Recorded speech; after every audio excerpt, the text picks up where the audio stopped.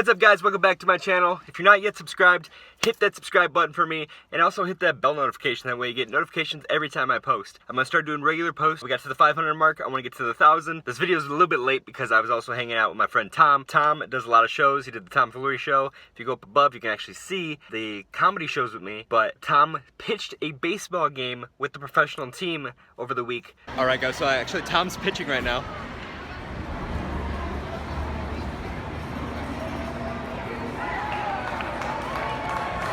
All right, so we're here with Tom and Michelle. You usually see them when we're at Langles, but now we're at RailCats. How did you enjoy being out there? Oh man, field of dreams, baby. It was one once in a lifetime opportunity to get out there and throw the ball. Big thanks to the RailCats for making it happen. Yeah. Love it. Lots of fun today. Lots of fun. And thank you, Keelan, and everybody here for coming out and supporting the effort. Really appreciate that too. It's nice to see everybody doing this. It was fun to be out here. Yeah. It's a little bit cold, but a little chilly. We're all managing it. So I wanted to sit there and support him, so that's why this video is a little bit late. But right now I'm going to Dunkin'. I'm gonna get some iced coffee, and I also got to get some dry cleaning. Tomorrow I am doing a speech for business leaders in Indiana and Illinois. We're going to be talking about how social media can help you and the best ways it can do everything. So I use my practices to reflect on to other people. I'm going to infuse magic with business practices, so it's going to be really cool. I might record that, so look forward to that. So right now, today, I want to teach you guys some basics in magic. I want to teach you how to fan cards. Every time I go do something, everybody's way more excited when I fan cards than I do the trick sometimes. They're just like, whoa, they look cool. So we're going to teach you how to fan cards. There's the way I do it, which is a little bit weird. I don't really see much people do it that way. And then there is the actual way you should do it. And I will teach you that right now. So let's go. Can I help you? Can I get a medium banana split iced coffee black? There you go. Thank you. Alright guys, so I got my coffee. We're going to try it and I'm going to teach you this.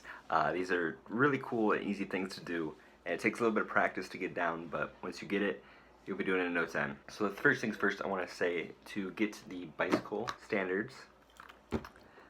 They're easier to work with, and I'll show you why. It's also, a lot of the times when I'm teaching, these are the best cards to learn with because there's certain points on the card where that it can help you. For instance, if you go back to my tutorial where I teach you how to pitch cards in my dealer school playlist, which I'll put up above somewhere, I teach you the different card positions using the angels and the little emblems on the back that help you to get better at your card handling. So get a couple bikes, and then there's the fanning that I do. So the fan that I do looks a little like this. I do it off to the fly. I actually don't know how I learned this way. It just happened one day. I'm actually going to teach you the beginner version though. So the beginner version looks a little something like this. So that's what a typical fan should look like. It's got little gaps in here. I don't usually do this way, but this is what it should look like. So what you're doing for this fan, when you're looking at the back of your bicycles, is that you have the angel, and what you're going to do is you're going to grab the angel's head. So you're going to take your thumb, and you're going to put it on the angel's head, and you're going to kind of have it, if you're right-handed, you want it aimed downward. So you want the angel's head there, and you're going to grab kind of evenly where that's at. And you're going to take your thumb, and you're going to pull across like so, except it's going to look bad like that if you do it slow. A lot of it's pressure. You got to get used to the pressure of the cards. So if you get used to it, you can do it a little bit quicker. And it doesn't have to be clean every time.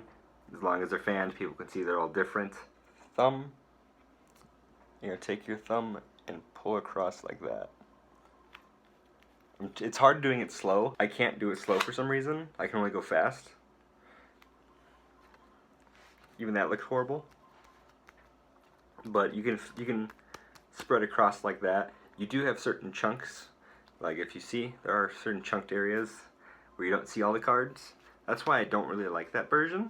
Some people do it really well. I just can't do it that well, but I do it sometimes. Now there's the way I do it, which looks a little something like this.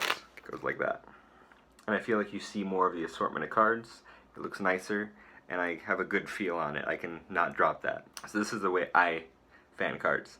So what you're going to do is you're going to take, this is my left hand, you're going to take, and I put my 2 fingers along the bottom, and nothing on the back yet, and I take this thumb, if you can see it, and I put it right there.